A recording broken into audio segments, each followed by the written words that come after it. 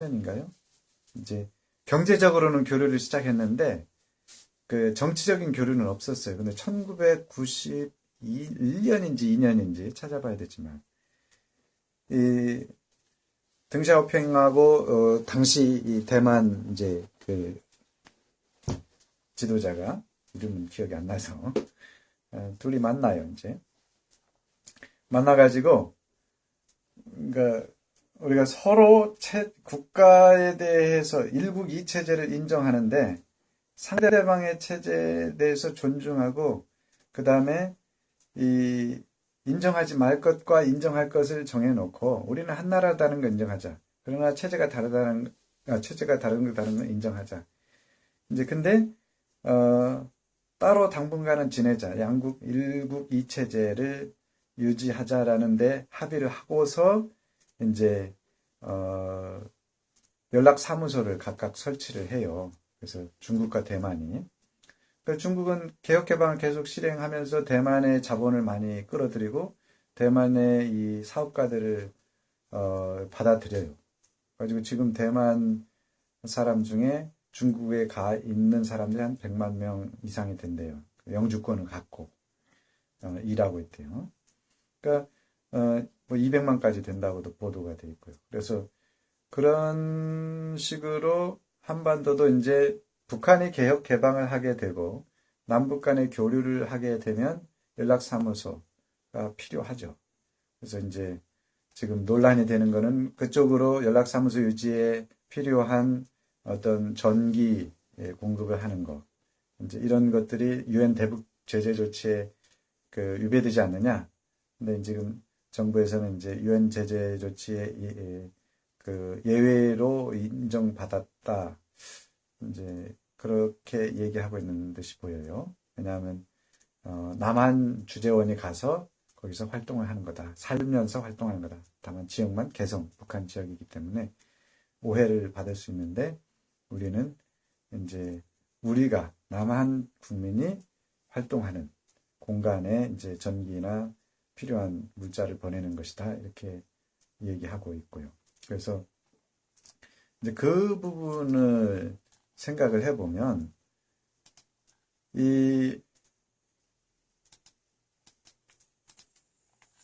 우선 당장은 공동 연락 사무소라는 그리고 사무소장을 이제 그 천혜성 통일부 차관으로 이제 정했어요.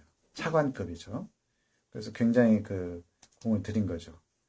그러면 초기에는 비핵화 과정에서 남북 간에 이제 문제를 많이 협의를 할 거고 또 유엔 제재 조치 범위에 벗어나 있는 남북 간의 이제 교류, 뭐 스포츠 교류나 문화 교류 이런 어떤 교류를 학술 교류 같은 거를 이제 할 수 있을 거고요.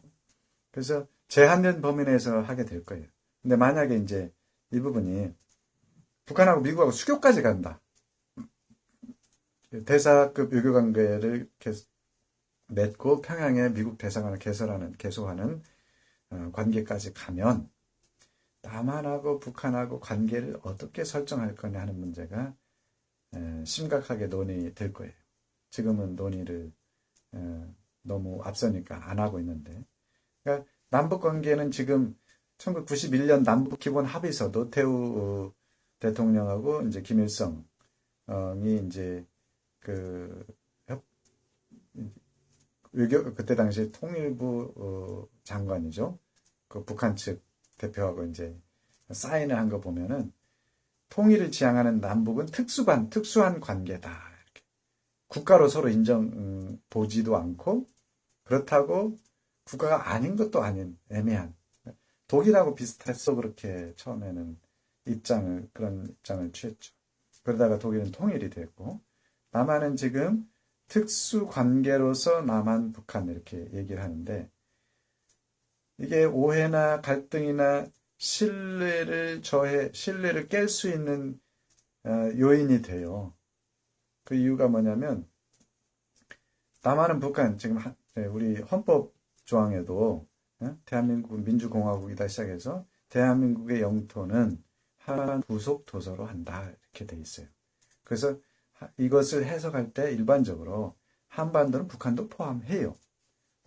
북한도 대한민국의 영토다. 그러면 지금 우리가 못 들어가는데 뭐 그 무슨 소용이 있냐 그러는데 아니다. 전쟁 중에 우리가 뺏긴 수복하지 못한 미수복 지역이다. 이런 개념으로 북한을 보고 있어요. 그리고 북한에 수립된 정부는 이제 불법 정부고 타도해야 될 대상이다. 이게 헌법제사적 그 영토조항에 관련된 해석들이에요. 근데 지금 남북한 대화를 하죠. 대통령끼리 만나기도 하죠.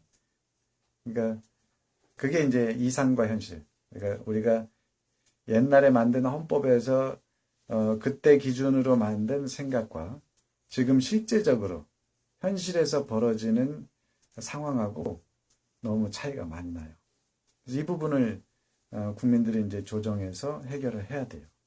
근데 논란은 좀 있을 거예요. 왜냐하면 남북한을 한 나라로 볼 수도 없고 그렇다고 국가로 인정하기에는 많은 사람들이 국가로 인정하면 이제 완전히 두 나라로 끝나네. 이제 완전히 이제 딴 나라로 사네. 뭐 통일은 안 되네. 그래가지고 반통일론자 뭐 이렇게 공격하기도 하고 그러죠. 근데 제가 보기에는 진정한 통일을 이루기 위해서 진정한 통일이라는 건 뭐냐면요. 우리가 힘으로 저놈을 복속시켜가지고 북한에 있는 지하자원 개발해서 우리 경제를 발전시키고 북한에 쓸만한 노동력이 많이 있으니까 싼 노동력 갖다가 쓰고 우리만 이득을 봐야지 이런 생각을 갖고 있는 어떤 분들이 있어요. 북한은 그런 생각하면은 미쳤냐? 우리가 그렇게 가게? 우리가 니들 꼬봉이냐? 이런 식으로 반응을 할 수 있겠죠. 그래서 흡수 통일이라고 하는 것을 북한이 굉장히 싫어하고 알레르기 반응을 보이죠. 이제 독일식 통일. 그게 아주 북한이 싫어해요. 우리 그걸 인정해야 한다고 봐요. 그리고 북한하고 미국하고 수교를 할 정도 되면 수교하게 되면 남한하고 북한도 수교 수준으로 가야 된다. 대사급 외교관계. 지금 연락사무소로 이제 운영을 하면서 통일부 차관이 소장으로 이제 남북관계 이 책임을 맡는 실무적인 책임을 이제 수행하는데 뭐 그 정도 하려면 그냥 대사급 외교관계 맺어서 공식적으로 정리해버리는 거예요. 정리를 하는 게 좋아요. 겉으로는 이게 국민 감정이 무서워가지고 북한은 또 우리 땅. 그러면 북한은 어떻게 생각하느냐? 북한은 이제 문구로 1972년까지는 그 북한 사회주의 헌법이 있거든요. 김일성이 이제 만든 헌법에는 헌법 조항에 이렇게 돼 있어요. 조선인민민주주의 공화국의 수도는 서울이다. 서울이다 했어요. 서울. 수도가 뺏겼네. 수도가 남한에 있는데 서울이 수도인데 수도가 뺏겼네. 북한은 그걸 어떻게 해석하냐면 남한은 지금 미제국주의자의 침탈로 인해서 식민 상태에 놓인 괴뢰 정부만 살아있고 식민지 상태로 놓여있는 나라다. 그래서 북한이 해야 할 일은 미제를 축출하고 남한을 해방시켜야 된다. 이런 논리가 지금 그동안 계속 북한이 주민들에게 주입시킨 논리예요. 물론 그 72년도에 그 사회주의 헌법이 개정이 돼가지고 조선인민민주주의 공화국의 수도는 서울이다. 이 조항이 없어졌어요. 그 조항은 없어졌는데 이제 그 조항 대신에 그 해석 남한은 미국 제국주의자들의 침략으로 식민지 상태에 놓여 있고 남한 정부는 미제국주의자의 괴뢰 정부다라는 관점을 계속 유지하고 교육도 해요. 지금도. 그러니까 서로 그 시각을 바꾸지 않으면 남한하고 북한하고 막 우리 겉으로 평화협정을 맺고 뭐 한 나라로 통일하자 그러는데 진짜 정치적으로 통일하려고 하는 과정에서 전쟁 날지도 몰라요. 왜냐? 통일이라고 하는 거는 정권이 하나여야 되잖아요. 실권을 가진 정부도 하나고 정권도 하나야 돼요. 누가 남쪽이든 북쪽이든 누가 그 정권을 권력을 내놓겠어요. 게다가 북한은 지금 임기가 없어요. 김정은의 임기는 현재적으로 보면 죽을 때까지예요. 그러니까 뭐 남한 5년마다 한 번씩 정권이 교체가 돼서 지도자가 나와도 다른 사람이 해도 돼. 그런데 북한에서는 김정은 아니면 안 돼. 이 상태거든요. 그러니까 이 상태에서 정치적인 통일을 한다. 무슨 요즘에 연방제, 예? 북한이 주장하는 연방제 통일을 하자고 얘기를 해요. 예. 국방과 외교를 관장하는 대통령. 그리고 이 나라를 하나 만들고, 그다음에 중국과 대만처럼 체제는 북한 이체제. 북한은 공산주의 체제, 남한은 자본주의 체제를 유지하면서 일국 이체제로 중국식으로 한번 가보자. 그거는 안 됩니다. 될 수도 없고 그렇게 가서도 안 되고. 왜냐? 누가 대통령을 할 거예요? 누가 실권을 잡을 거예요? 쉽게 얘기해서. 그럼 김정은이 대통령이 된다는 것을 국민들이 인정해 줄 거냐? 그리고 북한하고 남한하고 체제를 따로따로 운영한다고 그러는데 국방과 외교는 뭐 대통령이 운영한다고 하는 게 그게 성립이 되느냐? 말이 되냐 이거죠. 중국하고 대만은 그나마 섬으로 떨어져 있어요. 대만이 섬이라 좀 떨어져 있기라도 하지. 남북한은 붙어 있어요. 그러니까 그 통일이라고 하는 정치적으로 권력을 하나로 만들어 놓는 이 시스템은 현재 체제가 다른, 우리는 체제를 통일을 해야지. 체제가 같아지도록 그 변화를 추구해야지. 국가 정치를 하나로 통일하고자 하는 방식을 먼저 추구하는 것은 극히 위험하다 이거죠.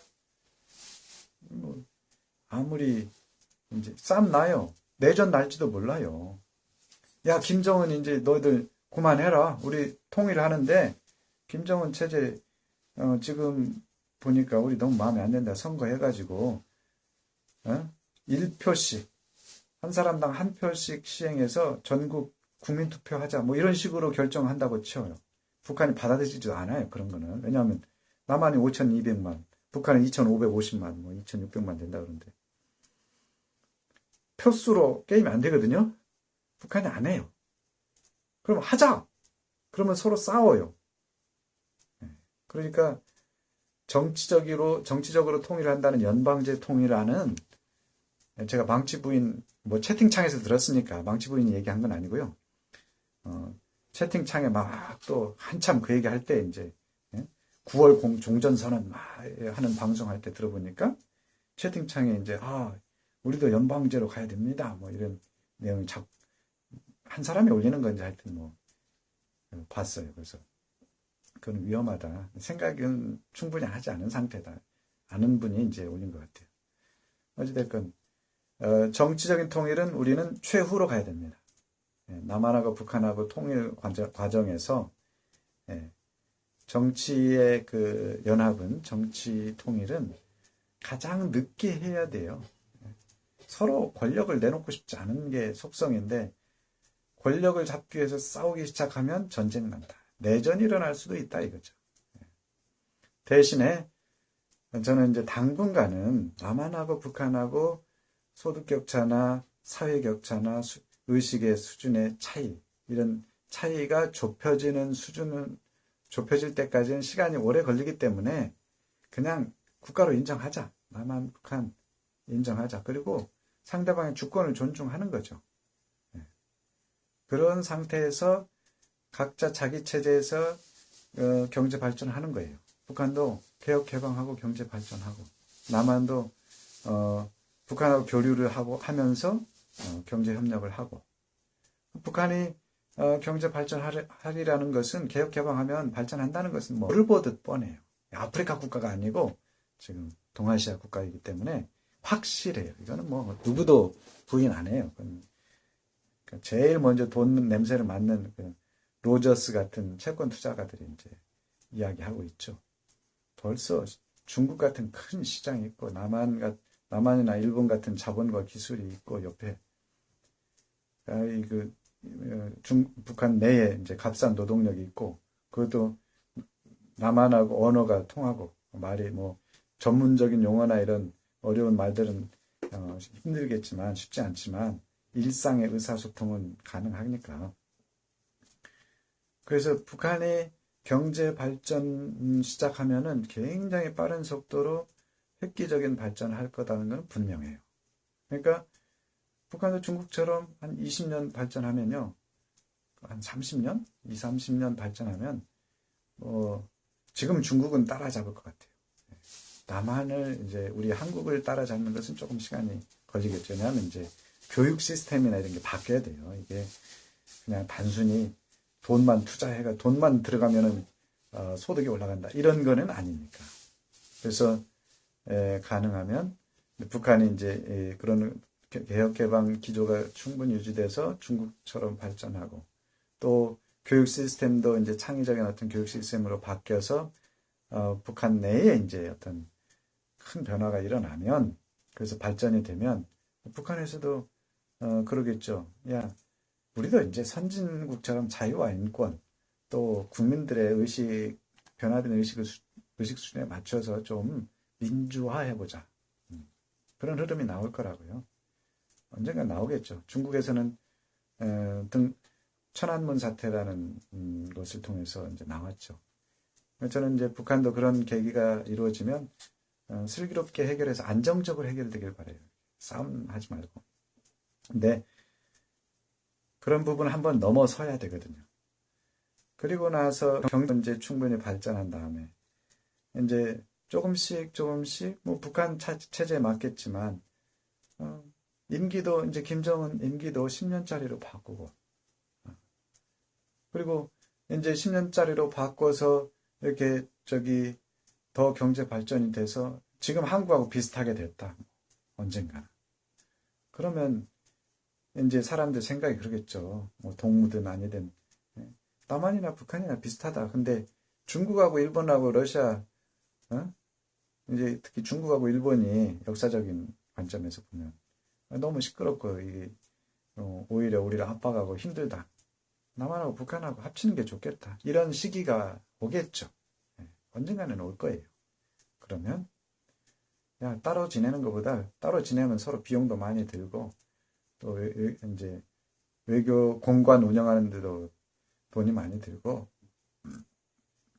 또 주변에서 자꾸 분열 정책을 실행하니까 불편하다. 차라리 합치자.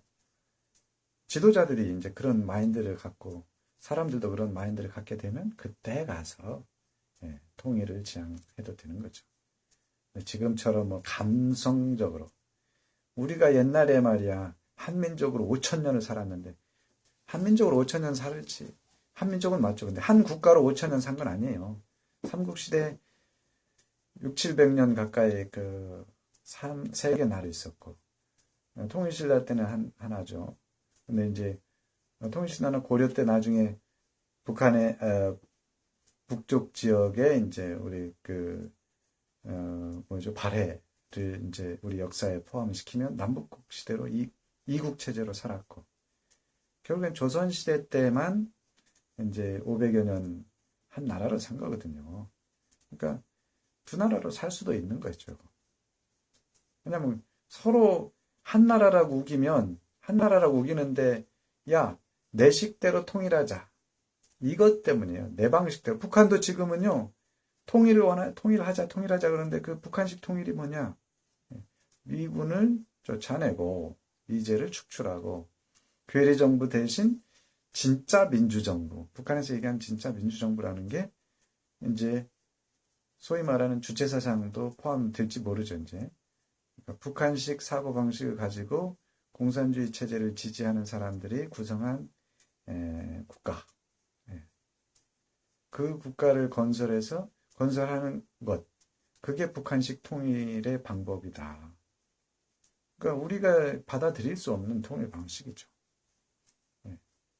그러니까 지금 상태에서요, 다만 한국에서도 우리 통일합시다. 이거 얘기하면 할 필요도 없고 해서도 안 돼요. 북한도 우리의 소원은 통일, 예, 소원은 통일이지만 지금은 안 된다. 그리고 지금은 통일하지 맙시다. 이렇게 가야 된다고 저는 맞아요. 그러니까 뭐 문재인, 김정은 두 대통령이 다음 주에 만나는데 통일 얘기는 안 했으면 좋겠어요. 예, 통일은 좀 멀리 미뤄두자. 평화. 예, 지금 시작한 평화 체제를 구축하는데 초점을 맞추자. 예, 그래서 평화 체제 구축에 최선을 다하는 그런 노력을 했으면 좋겠다 이렇게 생각을 해요. 그 다음에 이제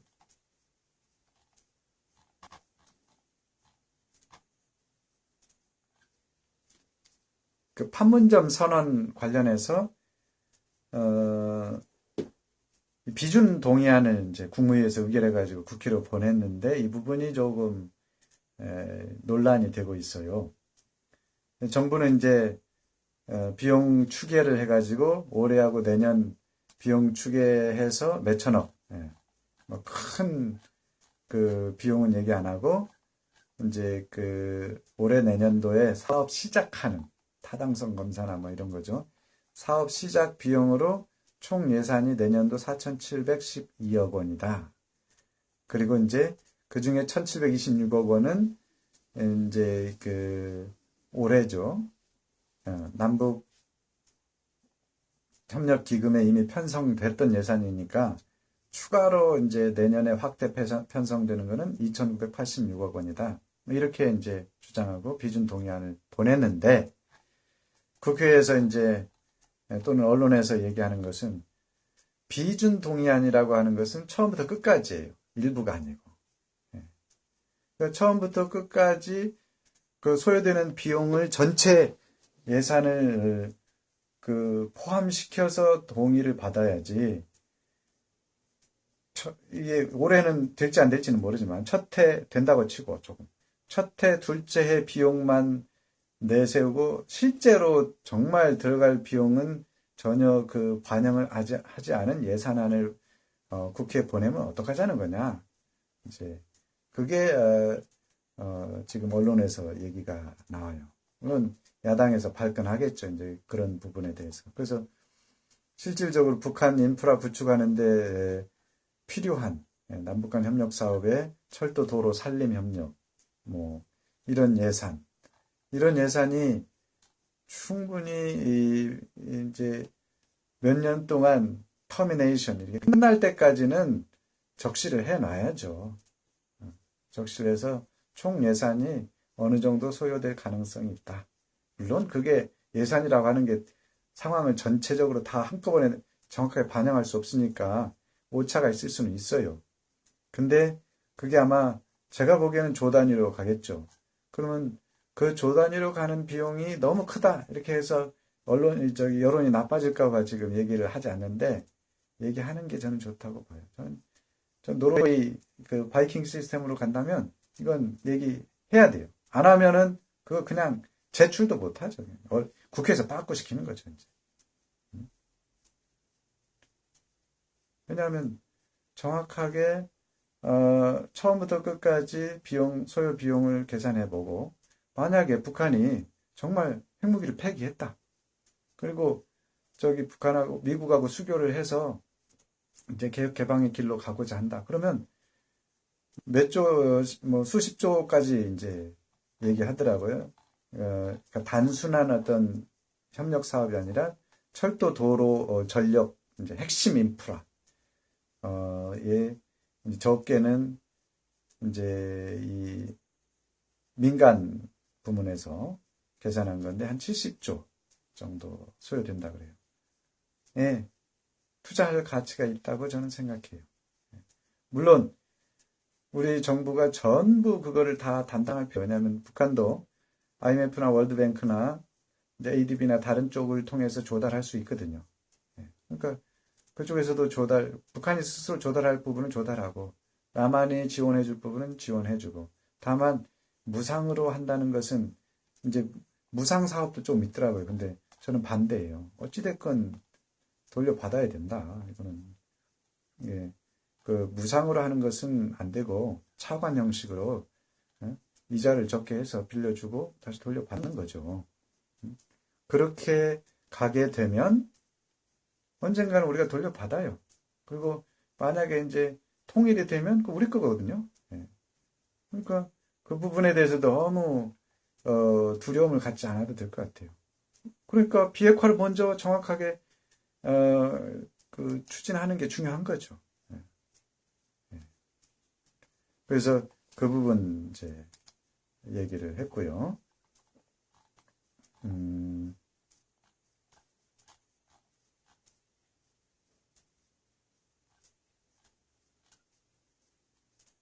또 이제 중국이 연합뉴스 안승선 기자가 이제 보도한 내용인데, 노무라 증권 권영선 전무라고 하는 이제 분석가가, 전문가가, 애널리스트가, 지금 현재 중국과 미국과 무역 전쟁 중이죠. 근데 중국은 이미 일본을 80년대 무역 전쟁이 있었죠. 일본과 미국 사이에. 그래서 일본의 학습 효과가 있기 때문에 무역 전쟁으로 인해서 큰 타격을 받지 않을 것이다. 이런 분석을 하더라고요. 자, 그래서 이제 그 내용이 그거죠.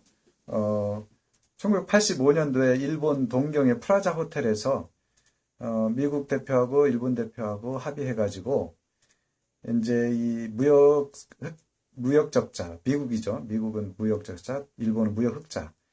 이 너무 규모가 커서 조정이 필요하다. 그래서 일본의 환율을 당시 125원인가, 125엔, 그러니까 120엔대의 환율을 80엔대로 이제 몇 년 동안 이렇게 엔화 절상을 시켜요. 그러면 미국이 갖고 있던 일본이 갖고 있던 달러의 가치가 떨어지는 거죠, 이제.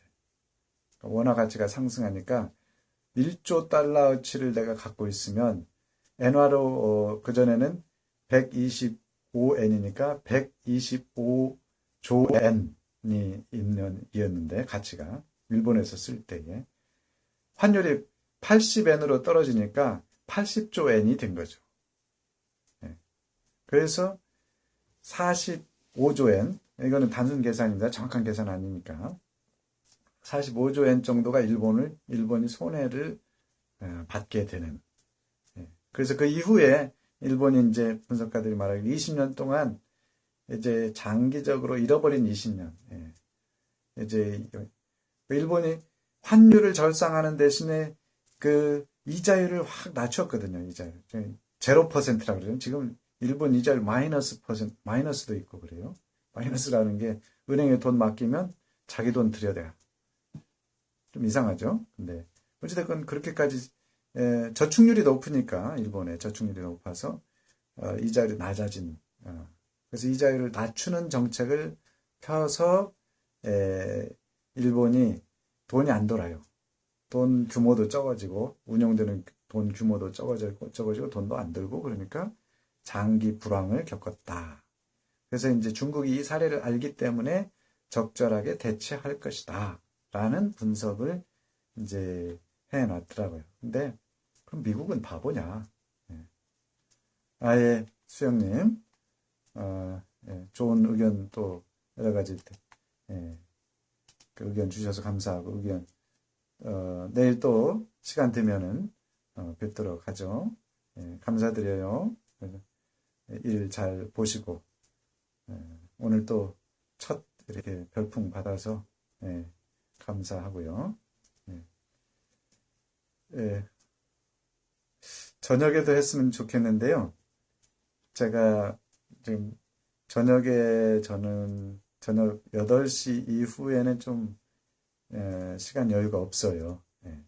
8시에서 새벽 2시 반까지. 그때는 좀 시간 여유가 없어서 이제 없는데 중간중간에 시간이 있을 때가 가끔 있어요. 그런 때는 제가 방송에 이렇게 홈피에다가 시간을 정해놓고 근데 길진 않지만 1시간 정도 그런 식으로 진행해 보도록 할게요. 그래서 방송국 홈피를 보시면 제가 안내를 하고 제가 시간이 될 때는 하도록 할게요. 그런데 이제 평일에 제가 오후 2시부터 8시까지는 시간이 되니까 지금은 주로 3시 이후에 하거든요. 그래서 하여튼 감사드리고요. 좋은 하루 되세요. 그리고 송파님도 이제 제가 그 마지막 부분 하고 저도 이제 오늘은 좀 정리를 할게요. 마지막 부분이 그 중국이 일본을 80년대 확보했으니까 80년대 어떤 경험을 봤으니까 중국이 이 위기를 극복할 것이다. 무역전쟁에서 절대 손해를 안 보고 지지 않을 것이다. 근데 이제 제가 보기에는 미국도 거기에 대한 대응책이 있을 것이다. 중국이 어떤 반응을 보이면 미국은 그런 면에서는 굉장히 창의적인 나라예요. 이게 이제 다른 나라하고 다른 거예요. 특히 동양하고도 좀 달라요. 그러니까 새로운 어떤 시도를 우리가 지내놓고 보면 알아요. 대표적인 게 우리 1997년도에 IMF 사태예요. 우리 지내놓고 나서야 나중에 알았어요. 근데 IMF 터졌으면 우리가 몰랐어요. 국제 자본들이 어떻게 움직이는지 몰랐어요. 그래가지고 대한민국의 알짜 기업들, 금융, 좋은 회사들 전부 다 국제 자본이 들어와서 삼성, 이건희 지분요, 회장과 그 가족 지분이 얼마 높지 않아요. 삼성전자 같은 경우에 대부분 외국인 주요 투자자들이 갖고 있어요. 그리고 알짜 회사들, 그야말로 알짜배기 회사들 대부분 보면 외국인 지분율이 굉장히 높아요. 삼성 같은 경우 50% 넘어요. 아니, 삼성전자죠, 이제. 그래서, 그런 부분을 우리가 지내놓고 보니까 알았지, 그 과정에서는 우리가 몰랐어요. 제가 보기에는 중국도 그런 면이 있을 것이다. 중국도 과거의 사례를 공부해가지고 어떤, 준비는 계속하고 거기에 방어를 하는데, 미국의 어떤 그 창의성이라고 하는 것, 국제 무대에서 국제 이 표준을 정하고 기준을 정해서 이끌어 가거든요. 그런 부분에서는 우리가 조금 주의를 해야 되겠다. 오늘은 일단 여기까지 하도록 하겠습니다. 그동안 들어주셔서 감사하고 또 나중에 VOD로 듣는 분들도 들어주셔서 감사하고 저는 오후 3시 평일 월화수목금토 오후 3시에 계속 방송을 이어가도록 하고 저녁 시간에 이제 방송을 하게 되면 제 홈피에다가 가능하면 이제 하루 전이나 이렇게 올려드리도록 할게요. 그래서 그런 부분을 참조해 주시고 오늘 감사드립니다. 안녕히 계세요. 좋은 하루 되시고요.